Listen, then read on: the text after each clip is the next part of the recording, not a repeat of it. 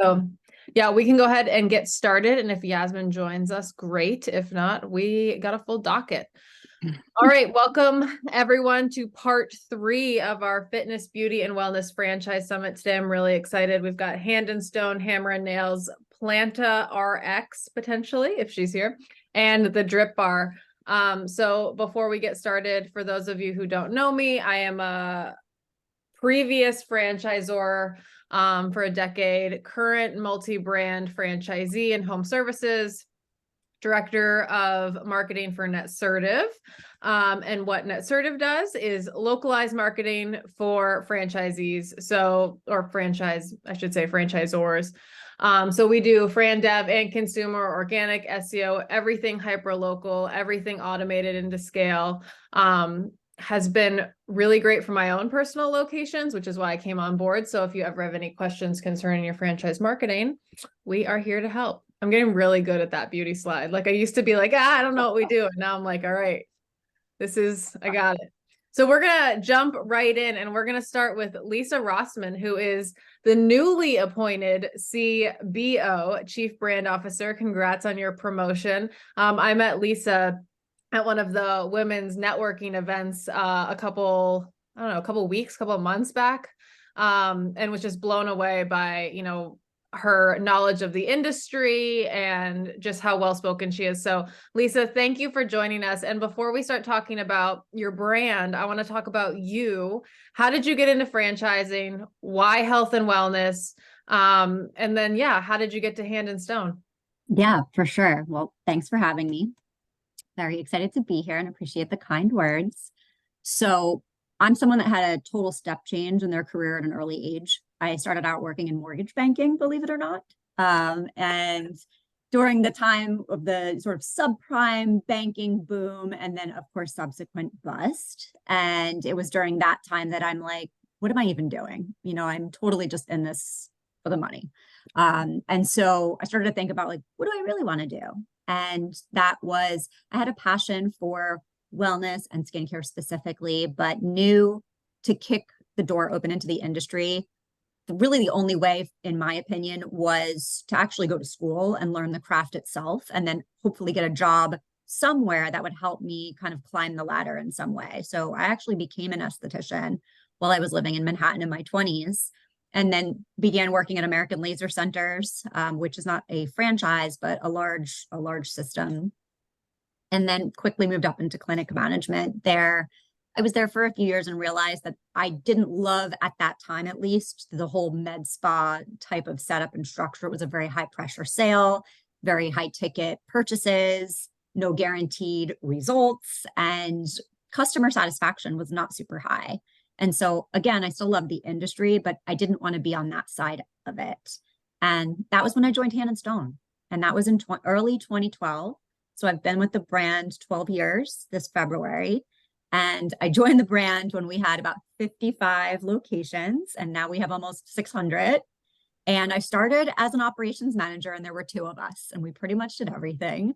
We wrote a lot of the scripting. We opened every store. We supported every store.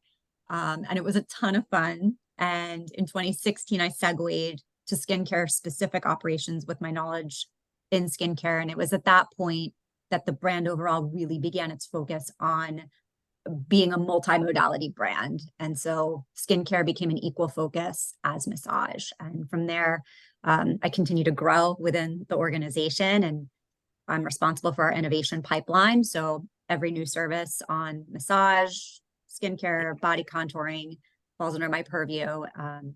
And I'm excited to take on more of the branding work, as I've been dabbling for the last year in that, and now it's been made official. So that's sort of my love that. And it's so funny because I always ask people this, because like no one ever like wakes up as a little kid and like, can't wait to be a franchisor one day. Like everyone always just like, I fell into franchising and then I never left. And the best part about, I think, you're a great example of kind of climbing the ranks in franchising, is that it's not just like, oh, I'm now making more money and making even more, rich people richer. It's like you're really growing your family, as cliche as that is, and, making making a home out of the corporation you're in. You know, I was with Made Pro for almost a decade, and I felt the same. Like, as much as I was growing professionally, it also felt like the community was growing with me and with us. And I think that's a really beautiful thing about franchising.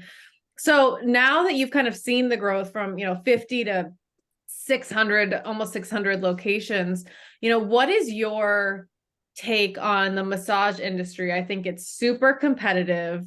I think that it's a industry staple, which means, clearly it's proven out. It's not going anywhere. But to your point, you have to be innovative. You have to, you know, keep your brand fresh, keep up with the latest and greatest in the health and wellness space. So what has that been like for you? What have been some, challenges and then unique benefits of the massage industry? Yeah, I think, back to referencing that time around 2016, we had skincare on the menu at that time, but we were clearly leading with massage as our main offer. All of our promotion and advertising was around that, with skincare as really the secondary offer on all of our collateral. Our estheticians were treated not as second rate, but clearly the hype and the demand was primarily, 85% to 90% of the time the phone was ringing, it was to book a massage. And so we actually we recognized the challenge, as everybody does in the massage space. The still 70%, over 70% of massage therapists that are licensed in the US are working outside of the branded domain. So they're not working in a chain still. They're all independent or working for smaller spas. And whether it's stigma or their own choice to do it better on their own or whatever it might be, we continue through our recruiting to show them that we may be a brand, but each location has a mom and pop feel because it's owned by an independent business owner. And so that continues along. But realizing that we needed to kind of evolve into a multi-modality brand was of critical importance to us. And I think starting on that path of prioritizing those many years ago really set us up for success in the category. If we had relied only on massage and doubled down only on massage, Hand and Stone would not be where it is today. And because we can look around at the landscape and everybody is still struggling, including us, with attracting in the talent. So one of the things that we've done in the last 2 years to try and address the massage challenges to an extent take matters into our own hands with building the top of the funnel.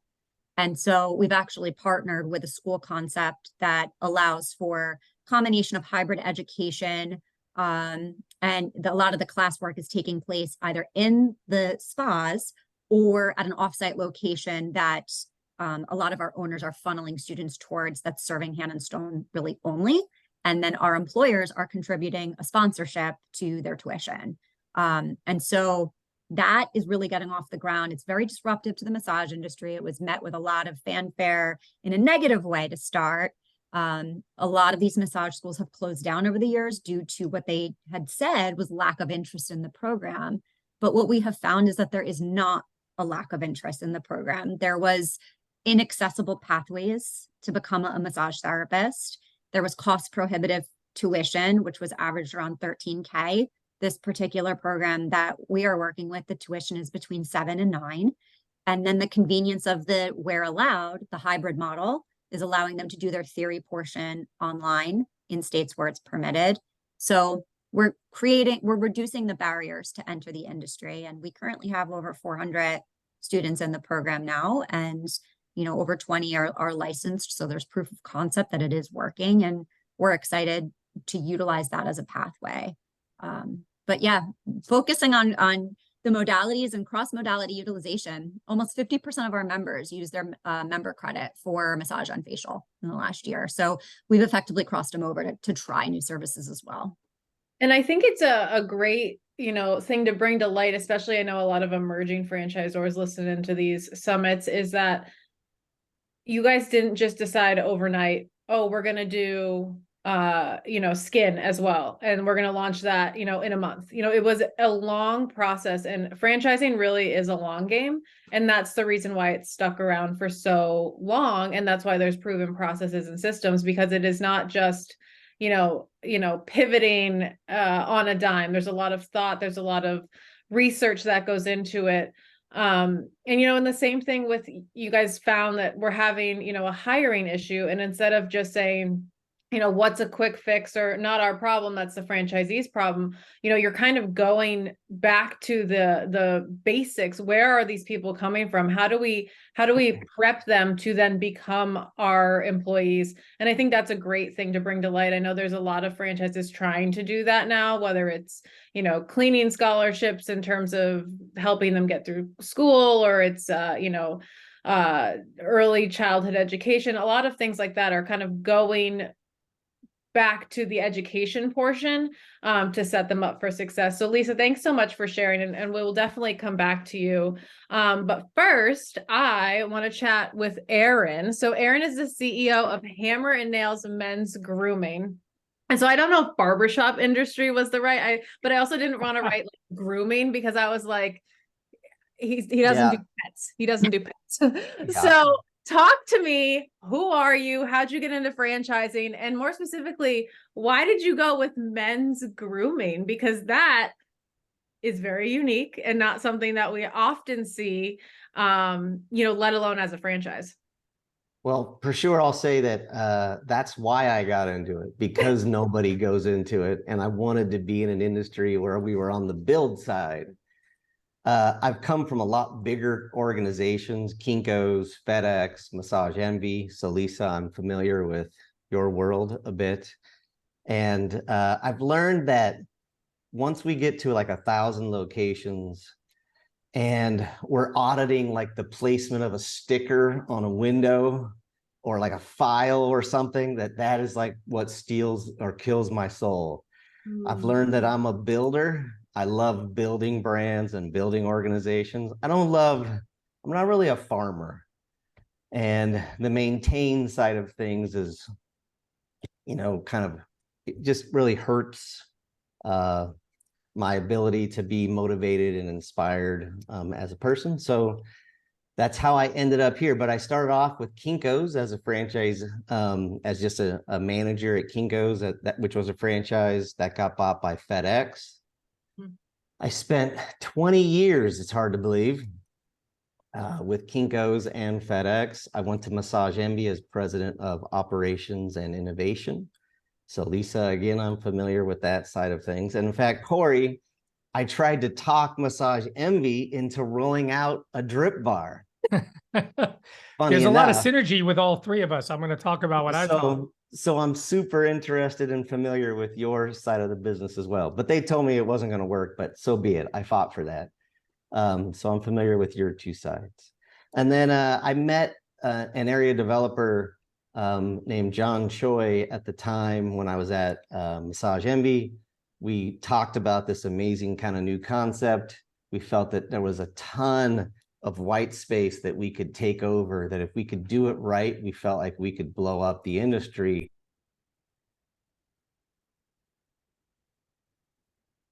Oh, do we lose your audio? Oh, wait, he's on mute. I was like, is it me? Oh, there we go. There we go. Sorry. And so we basically started this new startup concept with the thought that really in every good story, there's a villain. And in our brand story, I'll say that men have been told for the last 30 to 50 years that if you take care of yourself in any way, shape, or form, you're somehow not masculine. And that's been so true in the massage industry, and men are learning to get services there. And it's been true in men grooming space that we've been told for the last 50 years, you should be focused on price, be in and out fast, be in and out cheap. And really, you're maybe not worth it. And we've kind of come along as the trusted advisor in the industry and said, look, you are worth this. You deserve a better, more complete grooming experience. And taking care of yourself is smart. And it's kind of resonating within the industry. And that's why we're growing like we're growing. And, it's funny that you say men have kind of been, taught to not take care of themselves. Because I was taking a shower earlier to make sure I didn't look like a hot mess on this call. And I looked at all like the bottles I have in the shower, and it's like shampoo, conditioner, face, this, that. And I look at my husband's, and it's one bottle, and it is shampoo, face wash, and body wash all in one. And I was like, Yeah. I don't understand. I just don't get it. So, that definitely makes a lot of sense. And what kind of success have you seen with hammer nails? Because now you're not only just starting a concept that's, new, I want to say new, but kind of giving a fresh take on it in the industry, but you're also kind of having to fight against everything, adults and men have been taught for generations. So I don't think that there's a big enough marketing in the world to, kind of tackle that quickly. So what is how have you guys done, and where do you see yourselves going? Yeah, I would say that men are more open to this message than you would probably believe or understand. It's interesting. For instance, we do pre-sales to start off our shops. We've added that in, so we sell memberships before we open. Our latest shop that opened in Atlanta opened with about 370 members. And so men, and that's before we've even unlocked the door. So our shops, that message is resonating with men, how we're talking to them, the build out that we've built and designed. It's definitely, it hasn't been as hard as I thought it was going to be. And that men hear that message and they nod their head, and then they walk through our space and they're like, they get a grin on their face and they're like, wait a minute, you built all this for me? And let me be clear, women are welcome into our business, but again, it was designed for guys. But in general, women get this. Women understand self-care just innately. They're like, yeah, I take care of myself. That's how I live life. And so they're great advocates to their husbands to do this as well. But how it's doing, we've got about 33 open. We have about, I don't know, about 40 that are in active development. So leases signed or in negotiations. We just signed today. We got funded before this call, our first private equity group that agreed to open up 60 locations in Texas. Congratulations. That's awesome. Yes. So we're seeing big expansion. We sold 15 licenses in the past 3 weeks in Florida.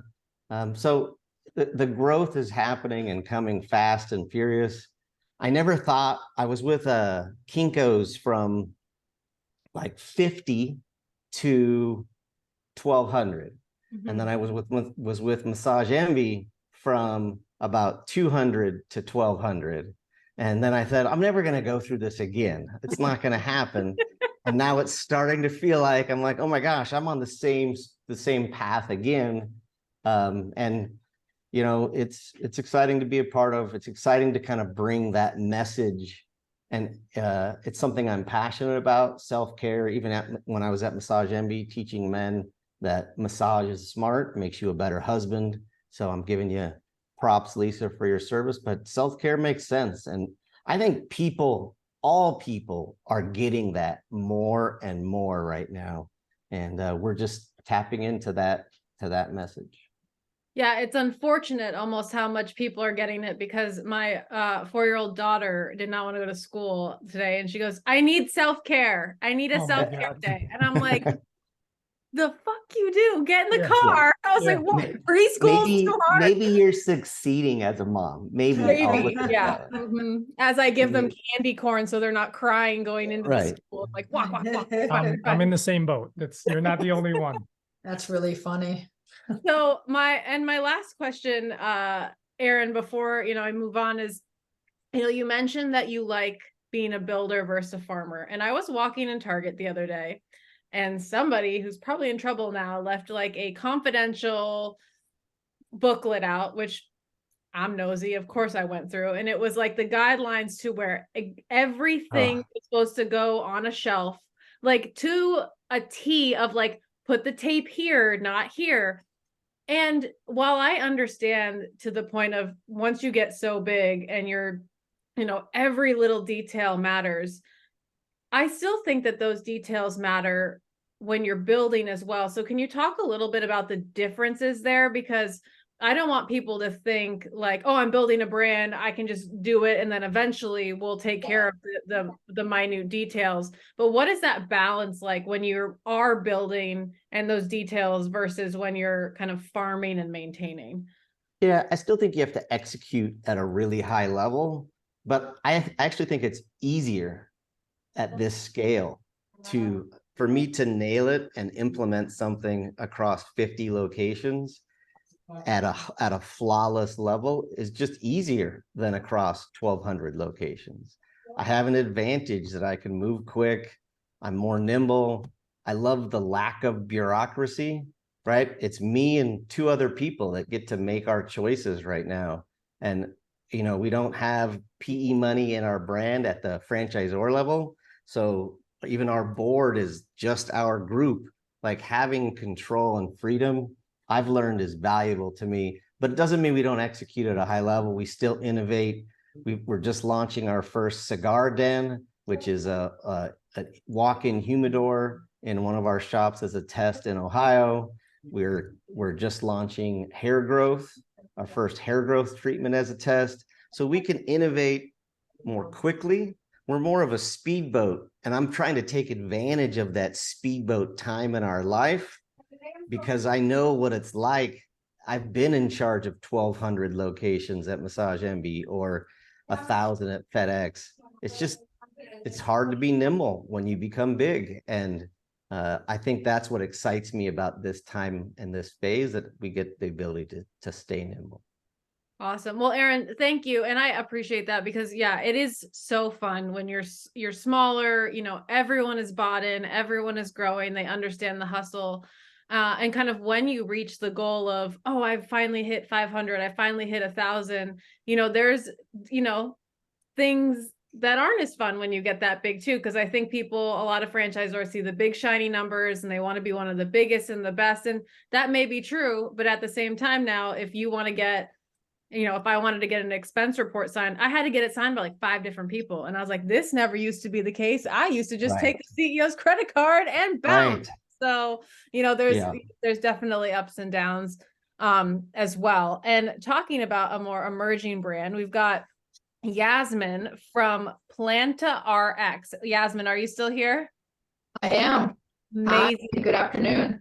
Listen, I've got questions. So answers. So Yasmin is coming to us from the cannabis industry, and there has been a lot of chat and a lot of buzz around it coming into franchising. So first and foremost, talk to me about who you are, why cannabis, and what is this brand that you are now bringing to the franchise industry? Absolutely. First of all, thank you for having me. I don't know if you can see me on video. Is it on? Yep, we can see it. You can. Okay, awesome. So thank you for having me. I'm actually super excited about this. So, I'll give you a quick my story. I had cancer 17 years ago. I'm a speech pathologist by education and a mental health counselor. And what happened for me was I was extremely lucky because I had an illness that a lot of people unfortunately do not survive. And I was on a very strong spiritual path. I was on a very strong health and wellness journey at the time. So I was fortunate and caught it super early. And I did have surgery, but I did not have to have treatment. And however, the surgery was so invasive that it was almost as if I had had open heart surgery. That was what the doctor compared it to in terms of recovery and in terms of intensity. And I unfortunately had a really hard time recovering. This was 17 years ago. Cannabis was not what it is today. It was still very black market. You couldn't get, weed, as most people call it still today, without having a dealer. And, there definitely was not CBD, and there wasn't the knowledge of the benefits and the medicinal benefits that cannabis has, like we know today. What happened to me was that I had a lot of PTSD. I had a horrible immune system, obviously. and I had no energy and I had brain fog. I went from being like a very healthy, vibrant human to like, I felt like I was 80. At one point, I was recovering at my mom's house, and like my grandmother at the time, she must have been, I don't know, maybe 60 or something, or whatever age she was. And I was like, this woman is functioning better than I am, you know, and I couldn't, and it was like, oh, it's just, you know, you have to accept this new way. And I was like, no, I'm not going to sit here and accept that I'm being told that I have to be at this level when I know I can get this level, right? However that change looks. And I went on a journey, and I said, okay, let's see what's out there. And I started on mushrooms, actually, medicinal mushrooms, not psychedelic mushrooms, which is what most people know today. I was like, oh, she really went for it. I mean, they are amazing, but that wasn't part of my health journey. And I started with an immune formula. And that immune formula I've been on for 18 years, and it 17 years, and it really strengthened my constitution from the outside. So when and also leading up to my surgery, I did a lot of very natural things. Everybody thought I was crazy, but I was doing IVs, I was doing ozone, I was doing natural medicine. I got rid of my pots and my pans and my microwave, and I did this whole like 180 of my lifestyle, because I was like, I need to block out anything that can be possibly leaching into my world in terms of negativity, whether it's people, whether it's chemicals, whether it was food, and just really had to analyze everything. And what happened was that because I had cervical cancer, at the time, it was something that was not talked about in terms of what caused it. HPV was what caused mine. And at the time, I actually, as luck would have it, was coming home from the hospital with nothing to do except watch TV. And all the commercials started coming out about HPV, and HPV this, and HPV this, and there's a vaccine, and there's this, and I was like, wait a second, now all of a sudden, this is a thing.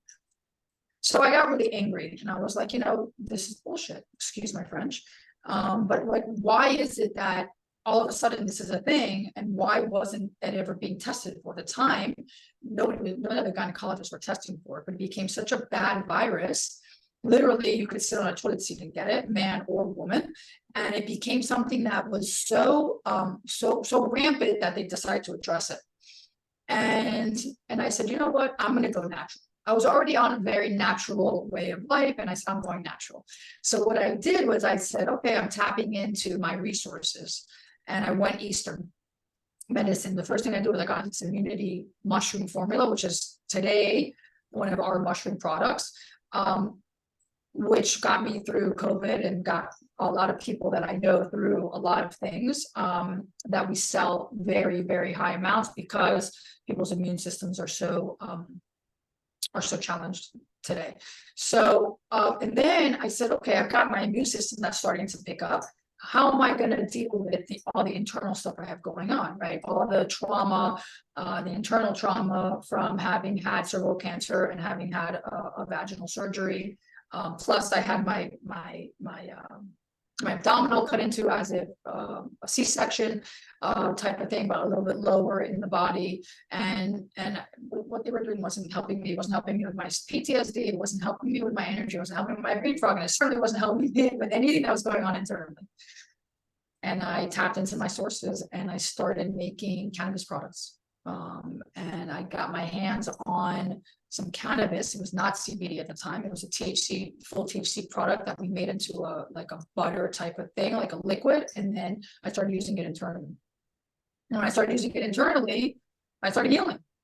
Pain started going away.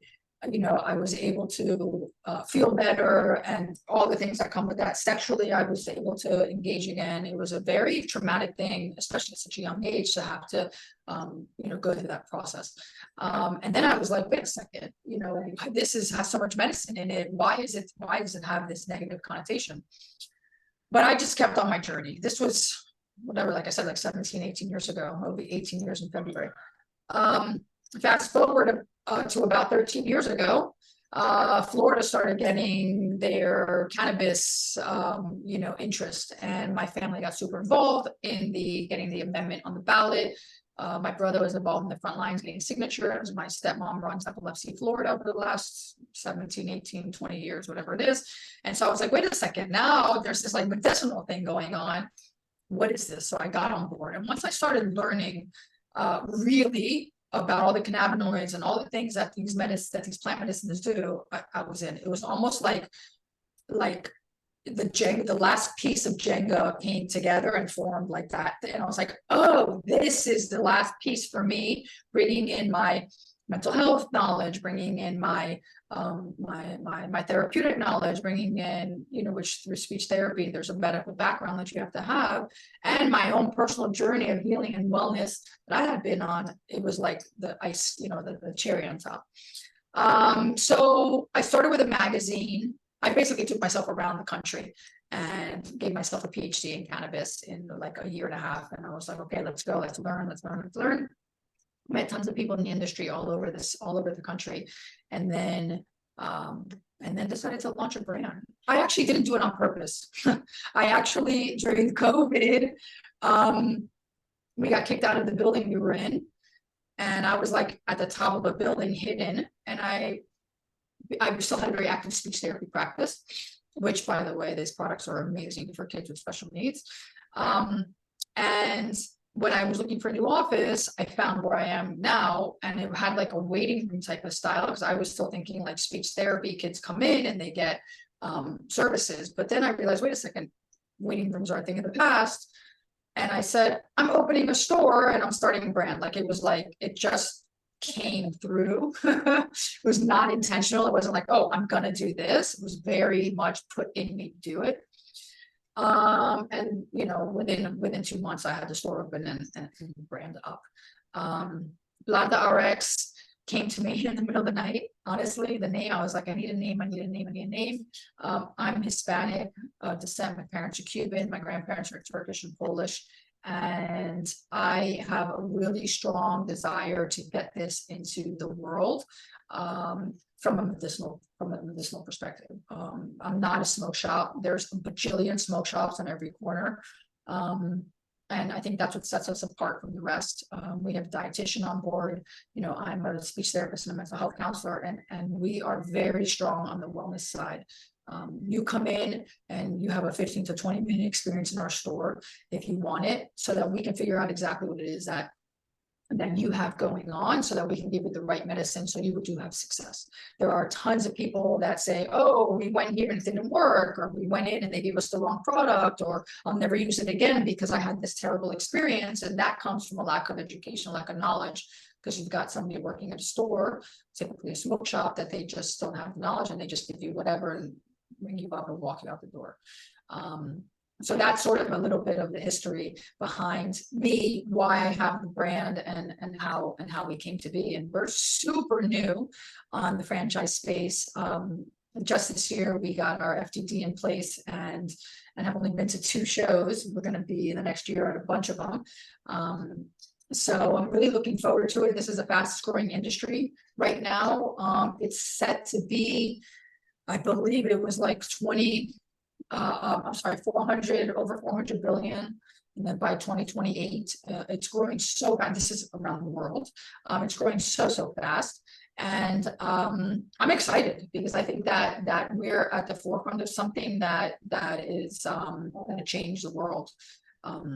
On a side note, we do have a straight cannabis company out of Colorado, where we are growing our own and manufacturing and dispensing. That's recreational marijuana. That's a separate company, but we bring to the table that knowledge as well. Well, that's awesome. And I'll, definitely want to say that we're very glad that you have, or I don't want to say have healed, but you found a journey that works for you.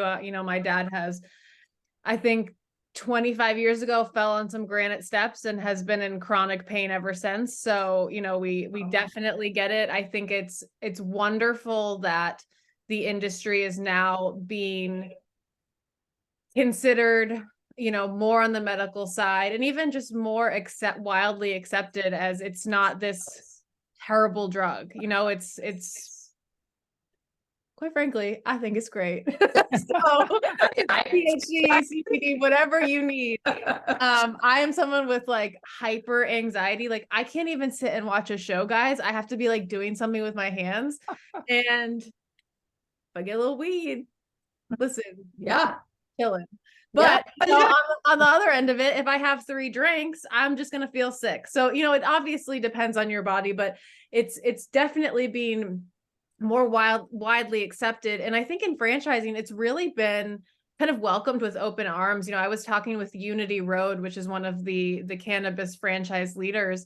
And aside from, you know, one of the biggest obstacles being kind of that government and expansion, it's something that's both trendy and has been around forever. So that need isn't going away, but neither is like the trend and the fun, whether it's medical or recreational. You know, there's a lot of opportunities there. So we'll definitely come back to you, but thank you, Yasmin, for kind of giving us that background. And last but certainly not least, we've got Corey. He is the president of the Drip Bar. You've seen it, you love it. You're going to get one. I'm going to get one. Corey, thanks for joining us. You are, you know, such a leader in the franchise space. So talk to the people about your history and how you've got to the Drip Bar. First of all, you want me to go after Yasmin? That story? I know, right? That's almost impossible, but I will do my best. First of all, so much synergy with the panel today. I will tell you, I am the perfect hammer and nails client. If I did not work at the Drip Bar, I would implore Aaron to have me work for him.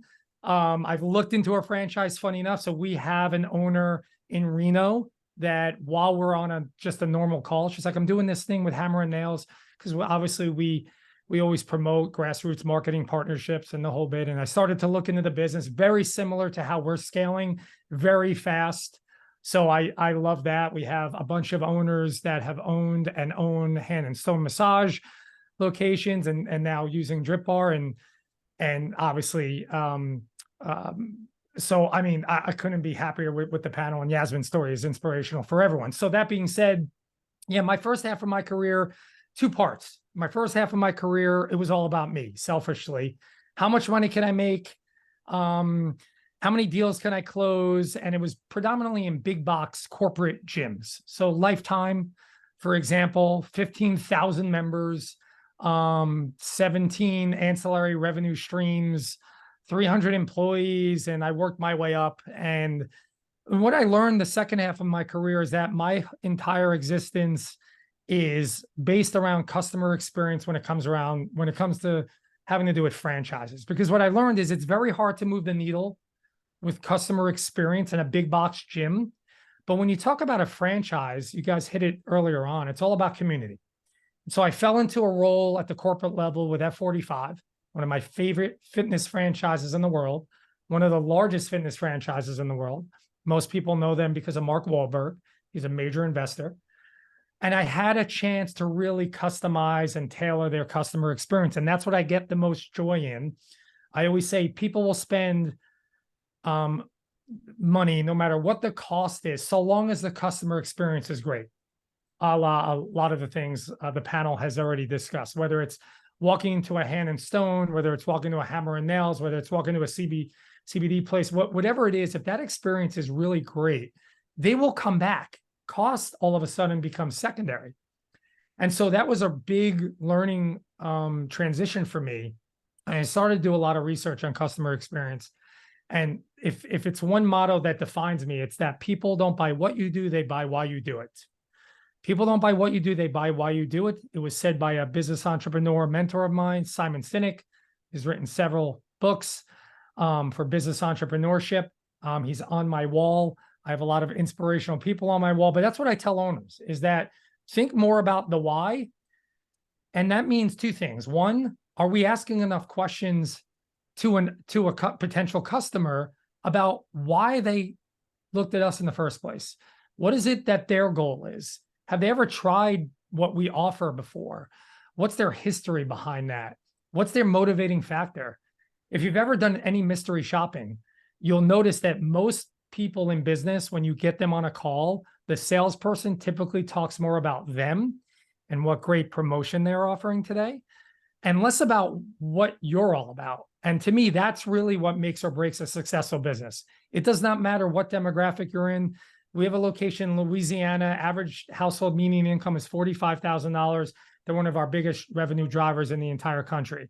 It matters who you hire and what that experience is like. And so I was talking at a fitness summit last year, and a guy by the name of Ben came up to me and he said, listen, I work for the Drip Bar.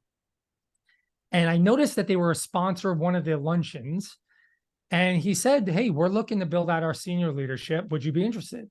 And of course, the only thing I knew about drips, which is what most people know, is that they're great for hangovers, probably like Madeline has on the weekends, by the sound of it. That's generous.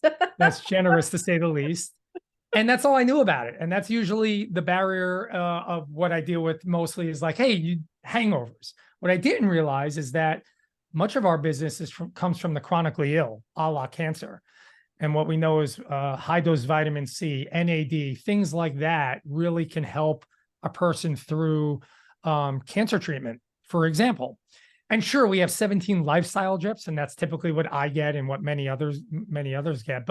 And so when I looked into the business and then I married that with what was happening with COVID, how we were open throughout COVID for obvious reasons, I really understood more of like, I feel like I'm more passionate on the wellness side. Because wellness now, as you can see with the panelists, has taken a whole new meaning. It's not fitness anymore. It's not what you're doing at your local Gold's Gym. It's like that 1 hour workout plus what are you doing just to maintain a healthy lifestyle? For me, it's not just doing a drip at the cellular level to feel better, but it's getting my workout in, it's getting my hair done. I mean, it's all of that stuff. And so the main driver for me making that switch is having the ability to play a role in that customer experience, right? And so memberships, much like Hammer and Nails, was never a thing in the drip business. It is now. We went from, 200 members when I first came on board. We have over 3,000 now. And it was educating the customer and the consumer about what a drip can do for you as part of your total wellness program. And so I think all of that being said, I get up in the morning to make sure that I continue to maintain a level of passion to teach not only owners, but consumers about what a great customer experience can be. And as a result, how great you can feel from it. I applaud. Speechless. You're speechless. I'm wow. speechless. What I knocked it out of the park. You really did. You crushed it. Yeah. You were a speaker at the franchise customer experience conference. Yeah. So I heard such great feedback from that. And I wasn't there. You can thank my 3-month-old for that. But I love that you bring to light that how do I say this? I think some people in their brands are so close to their brand and they might feel like they're so passionate and how great they are that they forget to describe and turn it back on the customer and be like, but because we're so good, this is what you get from it. And here's why you should like that. And it's the same thing, whether it's consumer or franchise development. Oftentimes, a brand will come to me and be like, Maddie, no one's interacting with our email drips. Can you read it? And I'm like, yeah, because you're just talking about how great you are. And I was like, that's awesome. But you need to say, we have such great franchisee satisfaction because our franchisors or our franchisees can make it to their kids' soccer games. They can, provide the lifestyle that they want. So it's a lot of it is you don't necessarily have to not talk about how great you are, but how does that parlay into the customer and into their customer experience? Now, for the people who are, curious, take me a little bit through the Drip Bar experience. When you go in, what's it like? Who works there? Sure. How many locations do you have? What is the behind the scenes of the Drip Bar look like right now? Yeah, I think it's important for a business owner to also step outside of your industry. And so I'll say this, and then I'll parlay it into an answering your question. For me, I always think about Starbucks. I've said this before, but it's one of my favorite stories. And it's true. I always found myself, I go to Starbucks every day. I spend $3 on a cup of coffee that, truth be told, I don't even like. There's better coffees that I have, and yet I still go to Starbucks every day. So when I reflect upon why do I do that, it's crazy. When you think about, for me anyway, The customer experience at a Starbucks is I go in, I see people sitting down. Madeline, what are they doing when they're sitting at a table? What are some of the things would you imagine people are doing sitting down at a Starbucks? Name one or two of them. On their laptop, they're talking, they're drinking a coffee, they're reading a book. Absolutely. We go on dates there. We go on, we do job interviews there. So you're getting things done at a coffee shop in your life. You're getting things done in your life at a coffee shop. You then get online and you speak a different language. I've never taken Italian and I've never taken Spanish in high school, but I speak Italian and Spanish because I say things like grande pike or venti macchiato. And if someone in front of me says medium, I'll have a medium. I'm like, you're in a Starbucks, loser. Like, get out. What a noob. Yeah, right. And we even call the people that work there something really cool. Baristas. What a great name, right? And so I think about that as, you know, partly as a funny thing to think about, but I relate it to business. I go there not because of the product. The product's great. Some people love the product. I happen to not like the taste all that much. But I go there for the experience, just being in that experience, right? And so when I relate that back to any of the jobs I've worked for or the companies I've worked for, the Drip Bar specifically, I think about from the minute that someone sees your brand, what is that interaction like? What's that first phone call like from your front desk person to that customer if they call in for more information? Are we asking them more about the customer? Because that's what should happen. 80-20, 80% of the conversation should be led by, you know, questions gearing toward what the customer is all about, less toward what you were alluding to before, what you have to offer, right?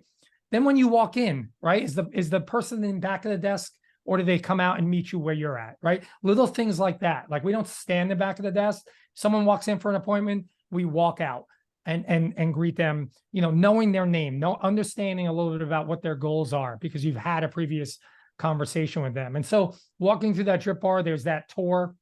It's that mini get to know the place a little bit, right? So you're looking at where you're going to be getting that drip, introducing the RN, the registered nurse, to that person. The nurse already knows a little bit of information about that client because they've looked and talked to the front desk person, right? Then there's, so we call that handoff, that hand back, and just making them feel comfortable. And so everything from the sound to the lighting to the you know, what you're visually seeing, the smell, all of those things go into a customer experience. And fortunately, I've had a hand in dealing with that. And so when I got here, you know, I think we had 15 locations in less than a year. We're just about at two, you know, we're at 70 open. We have another 130 in the queue. We have 500 in the sales pipeline, which is crazy. And that's coming from a brand like F45 where there's 2,500 globally. Mm-hmm. So, you know, again, 3 to 5 a month we're opening up. It's crazy when you think about that. But like with anyone, you know, the challenge is our education, making sure that we educate the consumer about the fact that we're about to stick you with a needle, right? Like you alluded to before we started this call, Madeline, and that it's going to be okay because the end result is you're going to feel fantastic. Yeah. And so it's okay to talk about what you do best, but if you're not putting in the work on the front end to talk more about why a consumer would care in the first place, it does not matter. Right. And I think that that's so important because a lot of people think, oh, you know, customer experience, consumer experience, you know, I just need to go in, do what I do. I've got a great brand. I got great people. That's good enough. And I can't preach enough that it's not. People expect 5-star. And if you're anything less, it's a bad Google review and they're never coming back. And if you want that 5-star review, you want the you know, word of mouth, you have to go above and beyond that. And that starts as soon as you talk to them, as soon as they walk through the door. You know, and people want to feel in this day and age where everything's digital, there's so much noise. They want to feel like anywhere they're spending their money is taking the time to provide the value that it's worth. And I think that that's the biggest thing that people forget is, as much as there's plenty of money to go around, plenty of consumerism, you know, people work hard for their money, and where they spend it, they want to know that it's valued. The product or the service is what they want it to be, and that it's going to continue coming back. And I think that that's also, to Lisa's point, is, you know, this is a small business ownership. So being able to scale that great experience across the country, across the world, you is what makes franchising stand apart. So Corey, before we kind of move on to our biggest, talking point or talk track, I know a lot of people are gonna sit back and go, well, where the hell is he getting all of these leads? So are they coming in organically? Is this something you do with an FSO? Do you have a huge budget? Because to think of 500 in the pipeline, that is a salesperson and a franchisor's, or I don't want to say a complete franchisor, but the franchise development department's dream. And certainly not something that's we see every day. So where are those leads coming from, and how are you making sure that you're not opening too fast and also opening with the right ones? Yeah, I've experienced opening too fast with F45, which is very hard. When you scale too fast, you don't have the systems and processes to back it up. You find yourself in a not great area because ultimately you're playing catch up. Right. And again, from an owner standpoint and a corporate standpoint, we're not providing a great experience for the owners. That said, we have a great friend dev side of the business. I mean, we strategically partner, but a lot of it is referrals. Like even from a customer standpoint, the number one reason why you don't get a referral is you don't ask, right? From a location standpoint. Well, from a company standpoint and a corporate and a friend dev standpoint, a lot of our new owners have come through referrals and strategic partnerships with events, having the right presence. We've gone after the fitness industry for obvious reasons. We have a lot of owners that own fitness franchises, understand the challenges that COVID presented, and understand that this presents a lot different type of revenue stream for them. And we also understand that wellness, to the other panelists will agree here. Again, wellness is taking on a much broader connotation now, right? It's not just about one thing. It's about how much under your umbrella can you do to feel good, look good, and just, as you age. And so I think that's where most of that comes from. I will also say that, also just circling back full circle here, it's that regardless of what you're opening up, the one piece of advice I give owners across the board is that do not penny pinch on the staff that you hire. I think everyone on the panel can point to any one of their successful locations is probably because the owner put the right people to run that location. The locations that struggle probably don't have the right people in place. And so again, you have to marry all that, right? The thing, Madeline, about scaling too fast is sometimes we sell to just anybody, right? Which is what we don't want to do. And so you have to have that vetting process. The owner has to be passionate about the brand. And again, they can't be resistant to hiring the right people. Too often I'm on calls where an owner wants to run the front desk at a drip bar. And I'm like, do you have any idea what that entails? Right? Like, you need to do grassroots marketing. You need to do pop-up events at your local hand and stone place, or your local hammer and nails place, or your local F45. You have to make 35 calls a day. You then have to nurture all then I see the face on the owner is like, maybe I should hire a GM instead. I go, whoa, you are so smart. Yes, that's what you should do. So I think it's all of that stuff. But from a friend dev standpoint, again, it's a lot of it's word of mouth at this point. Drips, hammering. I mean, these are all things that are new concepts. So you get that initial people want to jump on the bandwagon, but honestly, you got to be passionate about what we do. And those are the types of people we look for. Do you guys have a referral fee that you pay back? Yes. Perfect. Yeah, we have a pretty thorough referral program. And what's great is, from my background, is a lot of this comes from the fitness. I mean, memberships, referral programs, like all of these things are tried and true. They've all worked for many, many years and decades. And just because our product is different, we happen to stick you with a needle and you're hooked up to a 500 milliliter bag of IV fluid, like, it still works the same way. You still ask for the referral, right? And the same thing goes for franchise sales, right? So all of these things are no different than any other industry. We just make sure we're consistent and we implement them. I love that. Yeah, people call me all the time and they're like, what's the silver bullet in franchise? Because franchise development marketing is my sweet spot.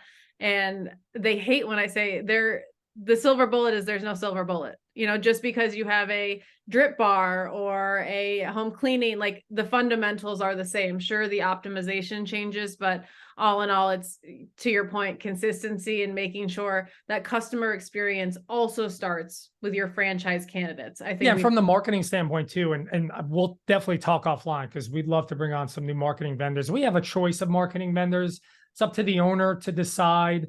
They're all preferred vendors, so they know the brand. Obviously, we coach them on that. We educate them on that. And so, but I think everyone else will agree with me. There's this connotation, there's this misconception with owners that a lot of them think that digital marketing is the end all be all. You have to do digital marketing. And we can debate about what that spend is monthly from an owner perspective, but that's one piece of the puzzle. And so we do a lot of coaching on grassroots marketing too, because it's all about community, getting yourselves out in the community, developing leads that way. And then digital marketing will come in. But again, that's not the end all be all. We need it. It's a piece of the puzzle. There's just not one piece. It's all of them together. And I'm sure you experienced that too. I couldn't agree more. And it's funny because depending on how you carve up territory, all right, Yep. we have probably on average, my husband and I own about 50 locations across 4 brands. And we're at the point now, clearly I work full time, where we're not out doing as much grassroots as we should. We're not out, you know, but the thing that I think changes over time is not that that you should do it, like the actual outlets, but where you're implementing. So for instance, 3 kids, I don't have time to go be doing pop-up events. However, you know, I am going to call the school and say, we provide pest control. We'll spray the, you know, the playgrounds. Can we send some flyers home? You know, so I think a lot of people sometimes, because you explained that you have, you know, multi brand owners as well in the fitness space, is that they think, oh, now I have to door knock again. I have to start all over. Or I was an exec coming out of corporate. Like, I don't want to go put yard signs in. Well, you shouldn't have to if you have a GM, but if you don't have a GM, you don't have a manager, if that's not something that you want to do, there are other avenues to do it, just like there are in digital. Some people say yes to TikTok. Some people say no, Meta, Google. There's always going to be those standards that you should do. But the ways in which you can do them can switch. So I definitely appreciate that and wanted to bring that to light, because I think I get a lot of feedback of, well, I don't have time for that. I'm not going to do that. I'm not going to hire it. And I'm like, well, that's the balance of the franchisor is, okay, you're in charge of your own business and you cannot, but now I also have to deal with you complaining that you're not. Yeah, it's all about the complaining. They're quick to complain. So franchisees, we're the worst. We really are. That's it. So Lisa, I want to bring it back to you because, you know, Corey had a great point on, you know, wrapping this all up. Once a candidate comes in, they become a franchisee. They have their marketing world. What kind of tactical advice can you give to franchises who also have a membership model? Because it's much different from making a single sale to then trying to get someone to come on board for, you know, a recurring fee. Maybe it's more than they're used to spending. Maybe they have to be educated that it's not a luxury, it's, you know, a necessity. So what is that? How do you coach your owners on that to make sure that whoever walks in the door, you have the ability to sell them a membership, whether or not they are looking for one? It's a great question. And, you know, a lot of what Corey said about the guest experience goes into it. It's from the way someone feels when they come into the store about how this is almost like an oasis in their town that they didn't realize was there. And we have locations that have been open since 2007, where people, you know, obviously, like all of you, I'm sure, track first-time prospects every week. And, you know, these people, the store has been there for umpteen years, and people just now realized or just finally made their way in. And so once they do, we have to wow them. And not just on the first visit, but of course, if they do join, on every single visit that they come in. The way that we wow them, and Hand and Stone has long been focused on, you know, upskilling as a prioritization. So back of house, we hire licensed professionals, licensed massage therapists, and licensed estheticians. So they already know how to perform a massage or how to give a facial. What Hand and Stone focuses on, and we use and leverage our vendor partnerships to do this greatly, is upskilling training. And not only is it on product knowledge, but it's how to talk to the guests about the experience and how to educate them on what is actually happening here, whether it's a tech device driven facial and what's going to happen to the skin after today's session, what we'll be sending them home with to use in between pro sessions, right? And so a lot of that creates a natural synergy where a membership now makes sense because you're starting on a journey.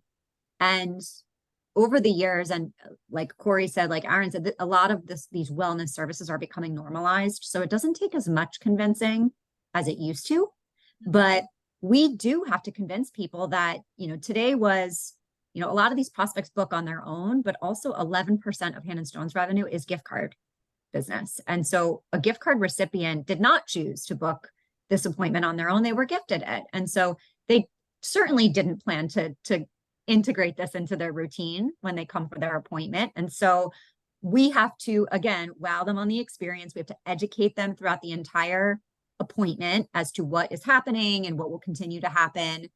And then at the end of the experience, the licensed professional walks the guest back to the front desk. There's an official handoff. It's, we do a lot of training on the handoff and how important it is that the professional makes the recommendation for what's best. Then they hand it off to the spa associate at the front with the recommendation of when they should be coming back, which for a massage or a facial is usually 4 to 6 weeks. And now there's a reason to come back. And when the membership is presented at that time, it's now a solution to coming back at an affordable rate.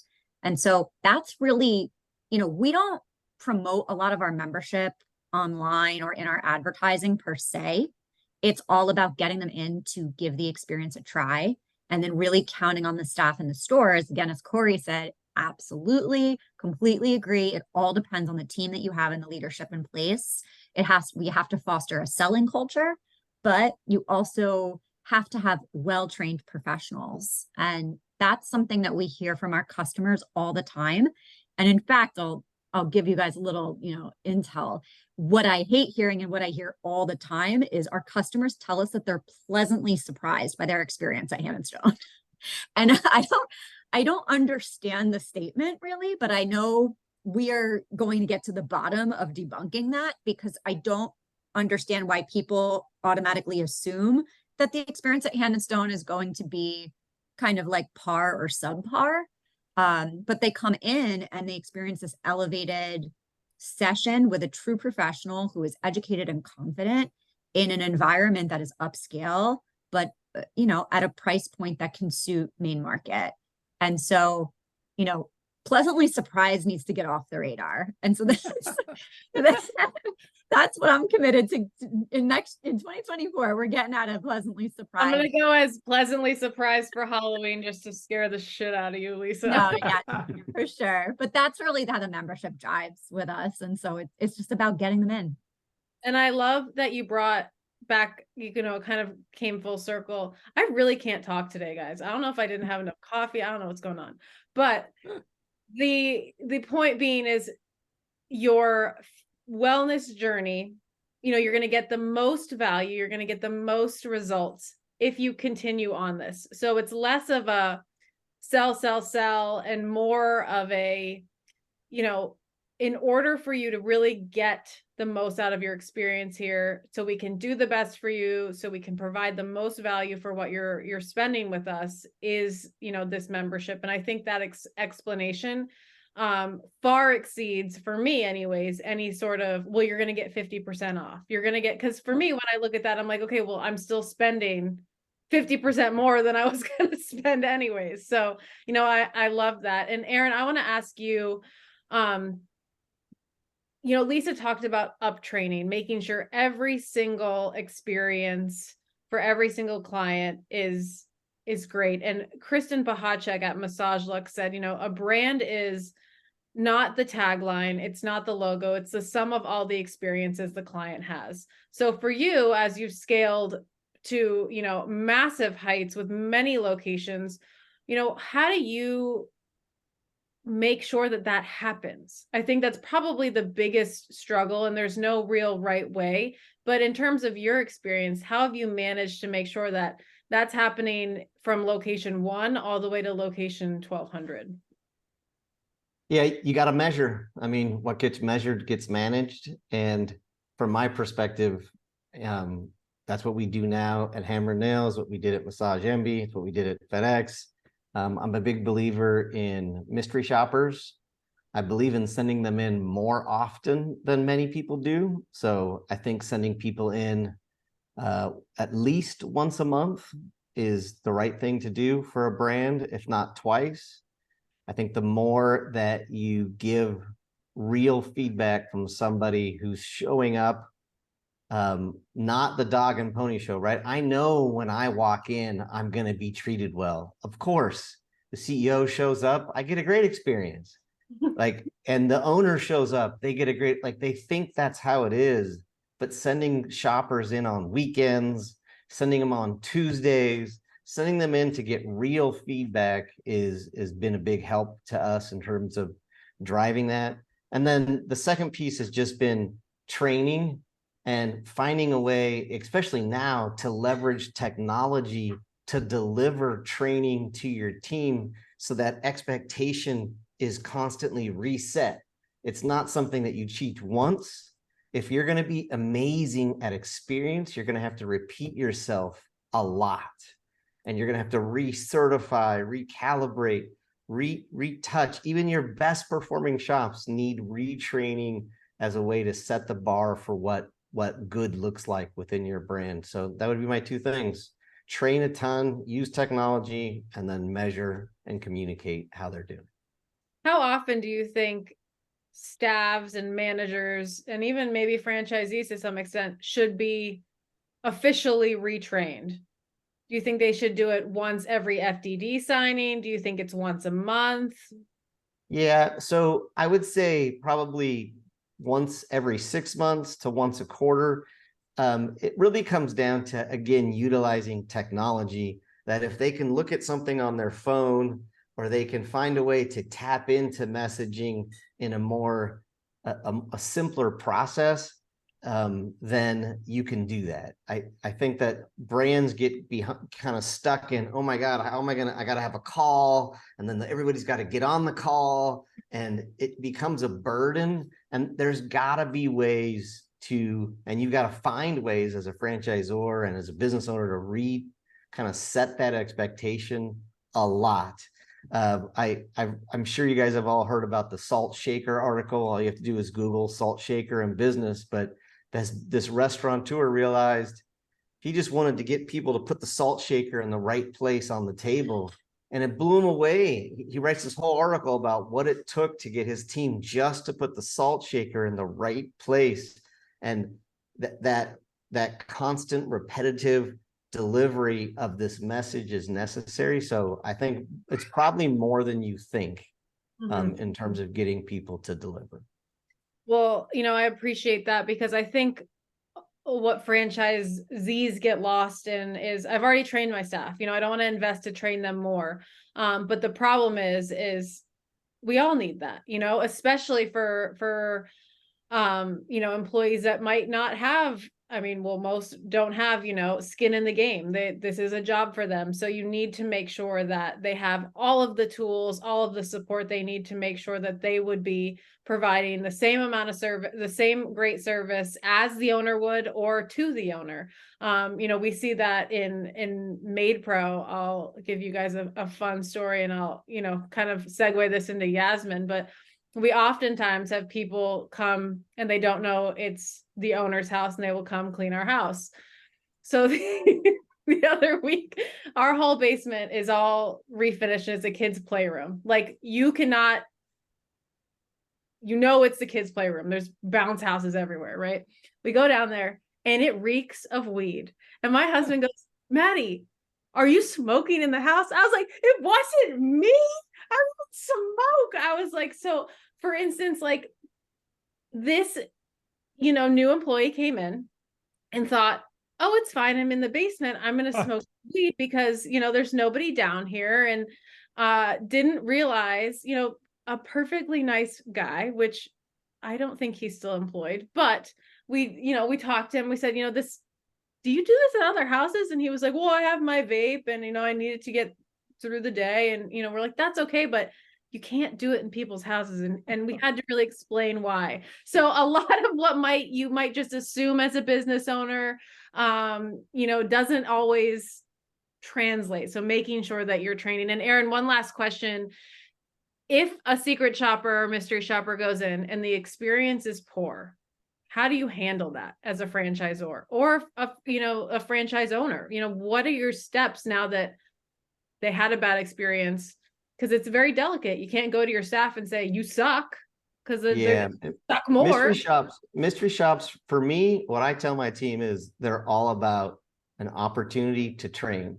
If you're using them to hold people accountable or to terminate, and it's becoming the bad side of the business, you've kind of lost the benefit. And that it almost has to always go back to why did they do it the way that they did it? And don't tie accountability to that mystery shop, in my belief. You'll be able to hold them accountable because they're not delivering on a standard level, but it should be about get in front of your team, help them understand what the expectation is, praise the people that do it right. Because even on a bad mystery shop, there's always somebody that did a great part of it. Typically, someone greeted someone correctly, someone delivered an amazing haircut, someone did certain parts right, recognize them publicly. Mystery shops need to be about training and fun, and it needs to be, this isn't scary. It's not something we're afraid of. Again, that if you keep it that way, it becomes a healthy program. If you turn it into I gotcha, then it loses its strength, in my opinion. That's great advice, Erin. And I love that. I've never thought of it that way. And, it's so true. It just, people thrive off of, affirmations, being told they're doing a good job. So making sure that you're constantly, incorporating that into your training and feedback, and not just, to your point, the I gotcha mystery shopper type. The what is that show? The Undercover Boss or whatever. Right. Right. So, Corey, what do you think about what Erin said? How do you make sure, especially because you are putting needles into people's arms, that this doesn't just go awry because, you haven't checked in on the Wichita, location recently? I think we have a location coming to Wichita, funny enough. Yeah, I mean, one of the things that I picked up with Erin is I pride myself on the amount of support. I've been at every level possible in business. And I remember vividly saying to myself, like, no one's teaching me anything, right? And so I think it comes from how much support do we offer our owners first? Mm-hmm. And so just the typical life in a week of an owner, we have a one-on-one every single week if you choose to. Some don't, most do. We do everything on that call, from role play with them and their staff if they want. We mystery shop a competitor in real time. We role play, we goal set from a revenue standpoint. All of those things happen on that call. We have specific calls each week for pre-sale locations. So we get all the people that are currently in pre-sale because they're all going through the same trials and tribulations. So we share best practices.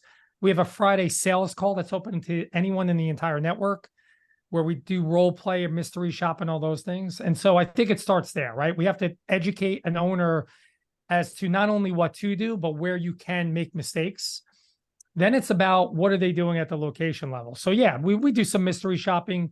We like to think our owners are doing that every month. I don't know if that's happening or not, but we certainly advise them to.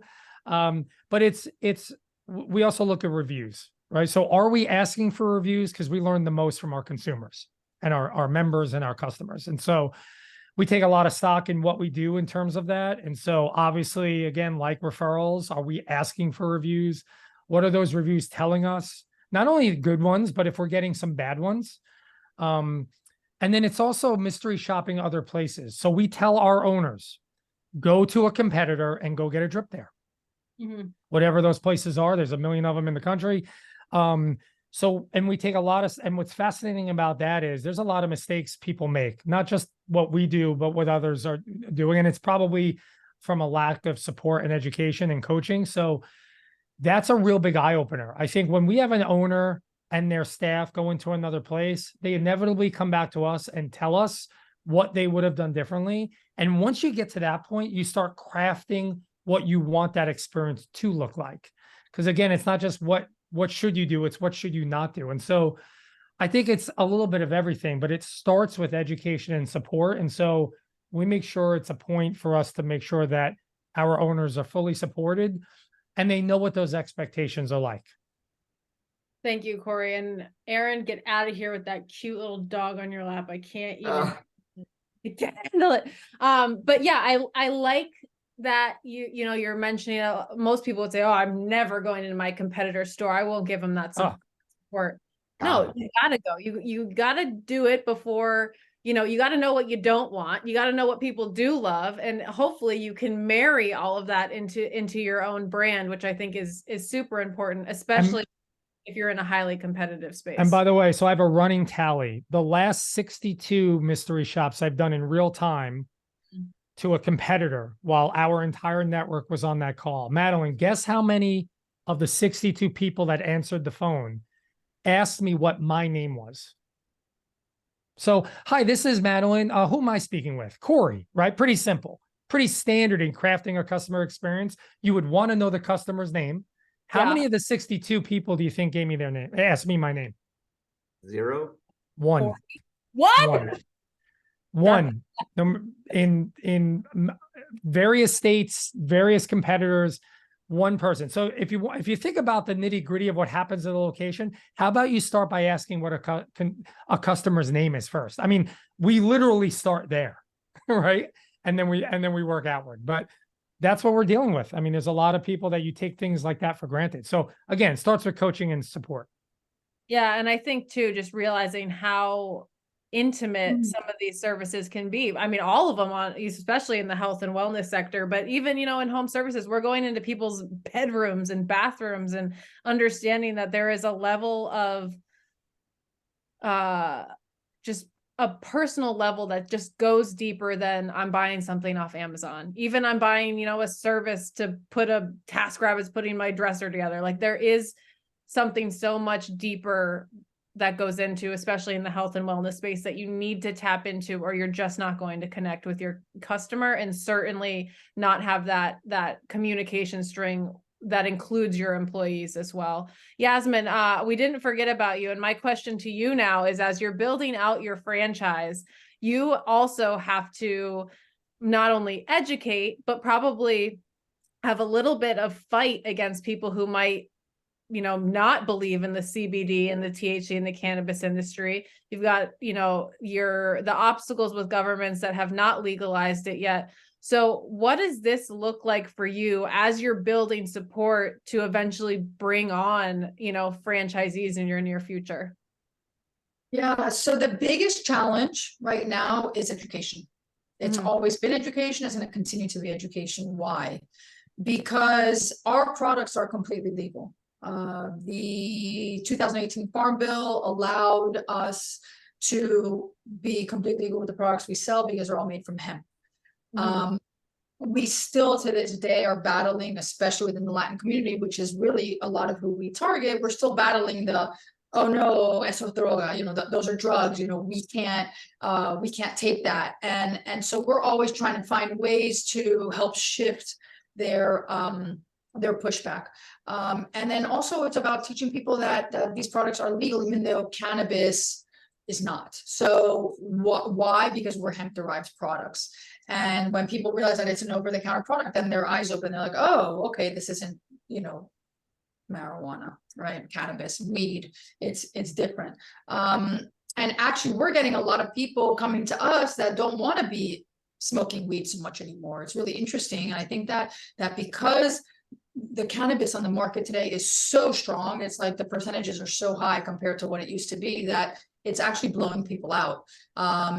And a lot of people that are using it for pain relief or sleep are getting too much anxiety from it because they're smoking the wrong thing, or because their system is just not really accepting the THC anymore. And I think a lot of it is because we've been using it for so long, and now people are just trying to get stronger products. And the truth is that your body changes and people forget that. So that's been a lot of the challenge. But and then I think also breaking into the market from the health and wellness space, because it's very easy to be a smoke shop.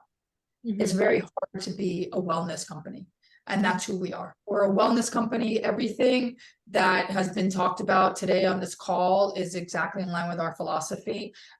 We have a lot of people that come here that want the medicine behind the cannabinoids that are not THC related. And we are almost in direct competition with a traditional dispensary, because we're trying to push our philosophy of the health and wellness, while they are simultaneously these big MSOs, right? Multi-state operators are coming in and trying to eat up all of the locations and eat up the industry. And there's so many people coming in from outside of the cannabis world. I mean, there's people from Coca-Cola and Pepsi and, you know, all these people that don't know anything about cannabis are coming in trying to be these experts, and they're actually failing. And there's actually a lot of CBD companies and smoke shops that are failing now, because they're not in it for the long haul. And that's something that we've always been super strong about, which is the long, you know, we're here for the long haul. We're not in and out. We're now working with Brazil, we're working with Costa Rica, we're working with Peru to get our products in there. We should be in Brazil within the next 45 days, and same with Costa and Peru. So we're excited about getting into that Latin American market, and excited to what's to come. You know, it's when I see and hear you guys, you know, it's exciting for me, because everybody was at 1 or 2, you know, originally. Not you didn't start at 500 or 200 or 50 or whatever, you know, you started at 1. And from the perspective of you know, from our perspective, it's exciting to see what's possible. And all of these things that I love seeing, you know, the male industry growing as well. But all these things, the massages and the drip art, that's something that got me through a lot of my my illness. So I really appreciate this, and I'm excited to see how much more health and wellness comes into this type of industry. I applaud you. I think what you're doing is great, because not only are you creating a brand based off of your, you know, your wellness journey, but also helping create an industry sector that's going to help a lot of people. Like you said, you're not just a smoke shop. You're not just here to make a lot of money.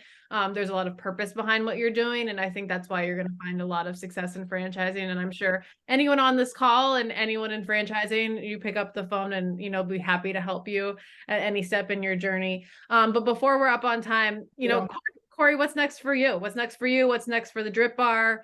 You know, I'm eager to see what the future holds for you. Just get the word out. I mean, educate. That's my most passionate thing I love to do. I wrote a book on customer experience, which is crazy.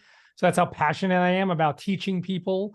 So that's why I love platforms like this, thought leadership in the industry, meeting like-minded people, and then just getting out into the country at some of our locations. I think that serves us really well when they see someone from corporate get into their store and experience the product. And so, I mean, that's it. More of the same. Love that. And what about you, Lisa? For us, it's all about brand positioning in the next 12 to 18 months. What started as a massage brand is now a multimodality wellness brand with, you know, the focus on skincare, now body contouring as well. Almost 40% of our business is driven from skincare now. And last year we performed 1.6 million facials. So I don't think there's anyone else out there performing more facials with us with as much care and education and training as we provide. And we feel like we're sitting on the best kept secret right now. And so our focus is on connecting with consumers as to who Hand & Stone is today, and tapping into, like has been discussed today on this call, just the emotional connection to the consumer. And when they hear the name Hand & Stone, do they associate us with a wellness journey for themselves? How does Hand and Stone make them feel when they think of the brand name? And so that's the next phase for us. We'll continue to grow as a system, but I think we've along the way focused on the functional aspects of this brand for the last 15 years, which is amazing because the foundation is there. But now it's time to really figure out how to connect deeply with the consumers out there and transcend all age demos. I mean, everyone should be able to connect with Hand and Stone. If my 4-year-old starts asking for facials from Hand and Stone, you're paying for it. Yeah. My 10-year-old is, so. And Aaron, bring us home. What's next for you? What's next for Hammer and Nails? Yeah, for us, it's just managing the growth. We've sold it. Now we got to do it. And so I've got to double my staffing. Yep. Maybe in the next, I mean, I've got 6 positions posted right now with another 6 positions being added. I mean, we're really ramping up our corporate team. We're going to have to go from opening 1 shop a quarter. And then this year we opened up, 1 shop a month, 2 shops a month. We're going to go to 4 shops a month or 2 a week. And that kind of ramp, I've lived through it. I know what it takes, but really for me, it's just building a team that executes and delivers a great experience for our franchisees so that they open up shop number 2, shop number 3. That's where we're at right now. I love that. And I love that you drew attention to, we got to grow on the corporate level too. I think a lot of times when people see franchise fees coming in, our team's ready, our team's eager. They might be, that doesn't mean they don't get tired. So that's really great. And a fun little plug. I started a company called Fran Careers that's only franchise executives. So if you need some people to fill your slots, we got tons of people that are looking for their next opportunity. We've placed quite a few in the last couple of months, which has just been great because we all know franchising is one big community. So definitely check that out. Guys, thank you so much for joining us, for providing all of your insight. If you guys want to connect with any of their brands or any of them on LinkedIn or their designated URLs, please do so. You'll definitely be hearing from them in the future. And then next week, same time, our final part 4, we're going to hear from Gym Guys, Thrive More Brands, My Salon Suites, and Exponential Fitness. So tune in. Thanks, guys. All right. Thanks. Thank you so much.